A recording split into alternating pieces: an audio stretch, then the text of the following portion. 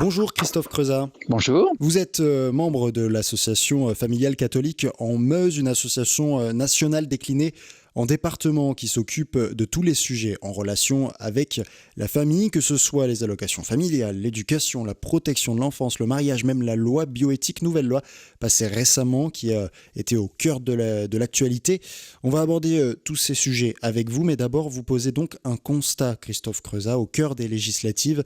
Aucun candidat ne s'empare du sujet de la famille. Pour vous, c'est trop peu traité. Oui, c'est une chose que nous avons constatée dans notre bureau. Quand on regarde les programmes, qui sont affichés ou qu'on en entend dans les médias, le mot famille, n'est pas prononcé. J'ai moi-même regardé un débat qui concernait notre département. Ce sujet de la famille, en général, n'a pas été abordé. C'est un sujet qui vous tient à cœur et surtout ce sont aussi les allocations familiales. Elles ont baissé sous François Hollande, si je ne me trompe pas, depuis plus rien.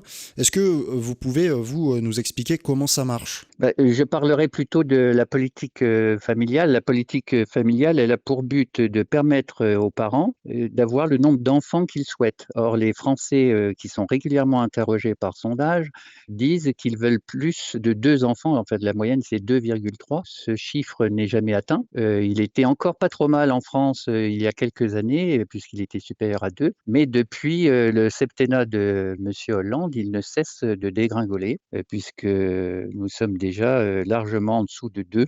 C'est-à-dire que les Français ne peuvent pas réaliser, dans les conditions actuelles, leurs souhaits, quant à leur famille. Mais vous l'expliquez comment ça?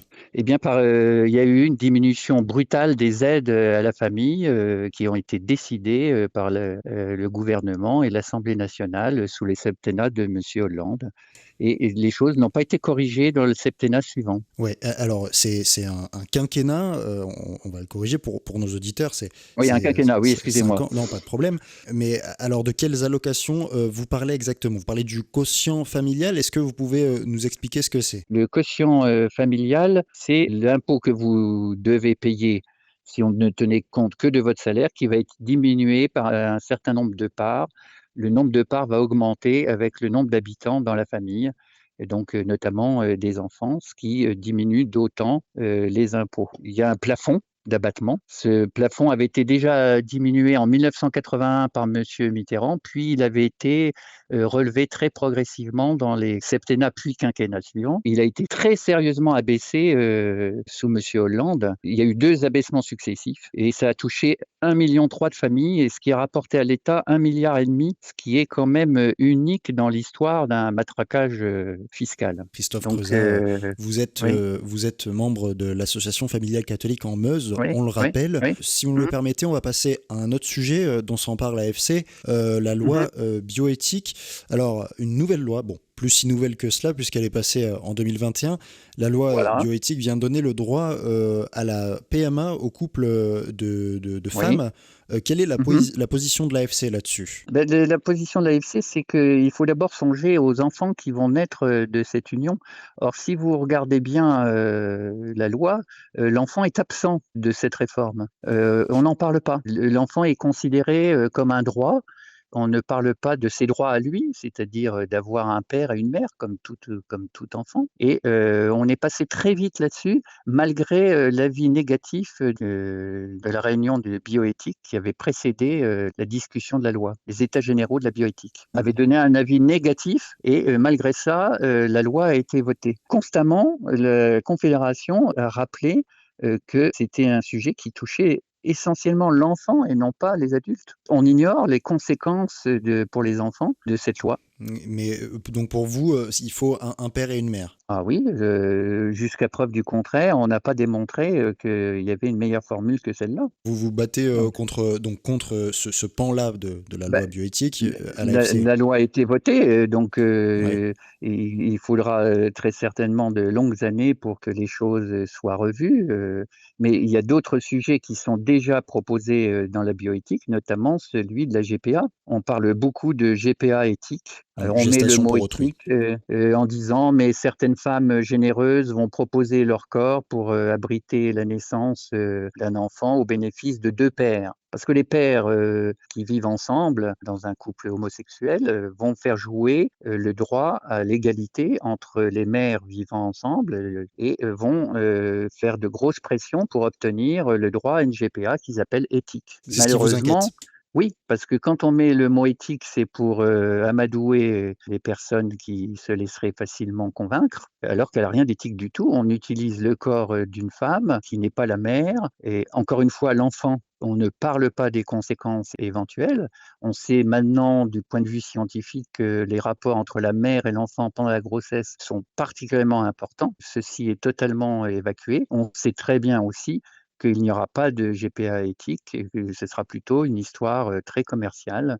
D'ailleurs, vous voyez en Ukraine qui pratique, la GPA. Ça pose actuellement, pendant cette guerre, de gros problèmes puisque les dames ne se font plus payer. Que faire de leurs enfants? Comment les rapatrier dans les pays où ils ont été demandés? Donc vous voyez, nous avons assez de craintes dans ce domaine. Vous vous battez donc, au final, puisque c'est le gouvernement qui a fait passer cette loi bioéthique, Non, oui, non, non, pour le moment, cette loi n'est pas votée, mais je pense qu'elle sera l'objet, de fortes pressions, voire d'une délibération, mais je parlais de puisque la loi oui, bioéthique qui est passée en 2021, pas de la GPA, oui, mais, oui, oui. de la loi bioéthique, en tout cas, aux AFC. On se positionne un peu contre, au final, le gouvernement Macron. Alors c'est pas une question, d'être contre le gouvernement Macron. On fait notre, travail, associatif, c'est-à-dire de porter une voix, qui visant à la réflexion générale sur un problème. C'est pas une question, politique, c'est une question, humaine de poser la question sur la vie, la famille, les enfants, les relations avec leurs parents, les liens qui sont tissés entre, père, mère et enfant. C'est ça qui, pour nous, est le plus important. Cette loi bioéthique de 2021 concerne aussi la fin de vie. En France, l'euthanasie n'est pas autorisée, contrairement au Luxembourg ou à la Suisse. Chez nous, on a le droit à l'arrêt des soins pour mourir dignement. Vous, à l'AFC, vous plaidez pour interpeller les candidats sur cette loi dite Leonetti qui n'est pas respectée en France, selon vous. C'est-à-dire qu'on prépare déjà une loi, dite pour mourir dans la dignité. Là, je discute très fort cette chose-là, puisque elle semble dire qu'on ne mourrait dans la dignité que si on est euthanasié, alors que moi, personnellement, j'ai rencontré beaucoup de gens qui ont vécu, jusqu'à la fin de leur vie de façon très digne. Donc la dignité n'est pas uniquement de ce côté-là, et vivre jusqu'au bout de sa vie, c'est encore vivre. Alors effectivement, il y a des situations où à la fin de la vie, il y a des très gros problèmes, notamment la douleur, la solitude, mais elle doit être résolue par autre chose que l'euthanasie, et la loi Leonetti qui a été votée, je ne sais plus en quelle année, mais elle a été votée à l'unanimité. Elle prévoyait la création d'unités de soins palliatifs, dans tous les hôpitaux, et cette loi n'est pas appliquée, ça je l'affirme, puisqu'il n'y a pas un service de soins palliatifs dans tous les hôpitaux. Il y a des unités de soins palliatifs, c'est-à-dire, un médecin aidé d'une assistante sociale, d'une infirmière, d'une aide-soignante qui passe dans les services. Mais dans les services de soins, on a la culture du soin, on n'a pas la culture du palliatif, et Ouais. on manque de connaissances. Beaucoup de médecins manquent de connaissances, par rapport aux spécialistes des soins palliatifs. Donc c'est très important ce qu'avait prévu la loi Leonetti. Oui, c'est aussi une Et loi qui donne le droit de formuler une demande d'arrêt de soins en fin de vie s'ils sont oui, c'est-à-dire, déraisonnables ou pas nécessaires, oui. selon la personne. Et c'est une Absolument, formule écrite, hein. absolument, lutter contre l'acharnement thérapeutique qui paraît, vain, alors qu'il y a une certitude quant à la fin prochaine, de la personne qui doit être accompagnée, et sa douleur traitée le mieux possible. On arrive à traiter médicalement, je suis médecin moi-même, hein, on arrive à traiter médicalement une très grande partie des douleurs, et la loi Leonetti prévoit par ailleurs qu'on puisse, faire une sédation de la douleur, laquelle pourrait éventuellement accélérer, la mort de la personne, mais tout en sachant que ça fait partie de la lutte contre l'acharnement. Je demande que plusieurs médecins se concertent, pour, donner à la personne le maximum de chances de terminer, sa vie dans les meilleures conditions. Par exemple,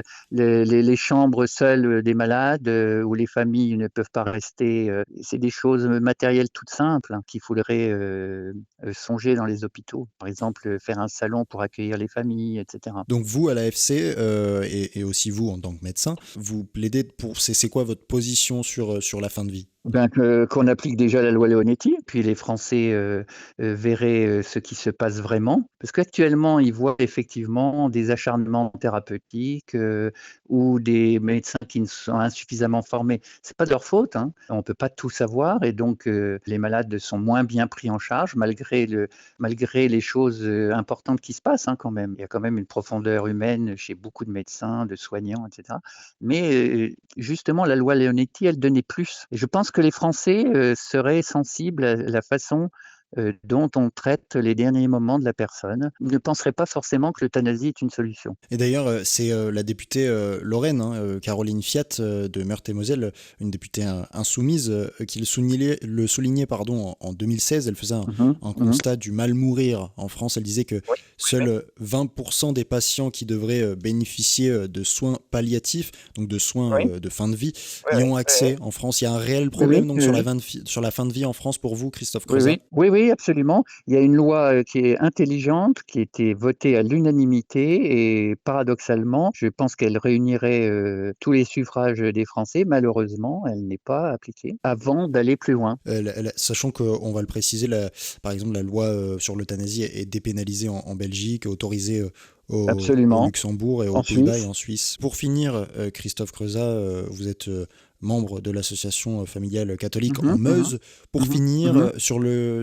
s'il y a un sujet sur lequel il est important d'interpeller les candidats aux législatives en région aujourd'hui pour l'AFC, ce serait lequel? Et bah, c'est les informer aussi, et ça c'est une préoccupation des parents, sur, les effets nocifs des sites pornographiques qui sont maintenant accessibles aux mineurs puisque les enfants de plus en plus jeunes, disposent de téléphones. Parfois, alors qu'ils pensent arriver sur un site, qui n'est pas pornographique, celle-ci s'insinue, de façon insidieuse et perverse et donc presque tous les je dis pas presque tous les enfants, mais une partie importante des enfants est maintenant confrontée à des images qu'ils ne devraient pas, recevoir. Premièrement parce qu'elles seront choquantes pour ces enfants. Elles les marqueront pour la vie. Moi, j'ai rencontré une dame qui m'a dit un jour: «En règle générale, j'oublie un peu tous les le scénario des films, que j'ai vus.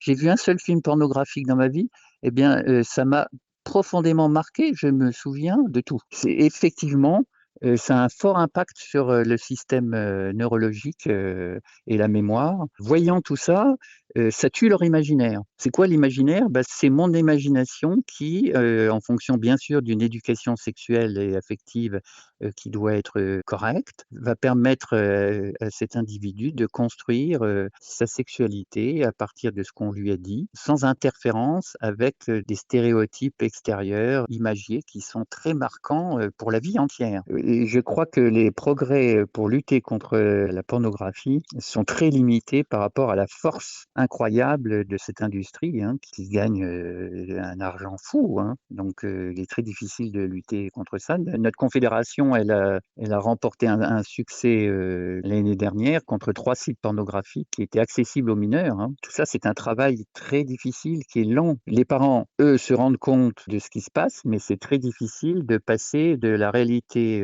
dans les familles à des décisions fermes dans ce domaine, au niveau, national. Eh bien, merci beaucoup Christophe Creuset, trésorier, ancien président de Mmh. l'association familiale catholique de Oui, oui, Verdun dans la Meuse, Verdun. membre Mmh. de cette Mmh association. mh. Merci d'avoir Oui, répondu à nos questions dans Midi Lorraine. c'est moi qui vous remercie. Suite et fin de ce Midi Lorraine avec Roman Feocchio.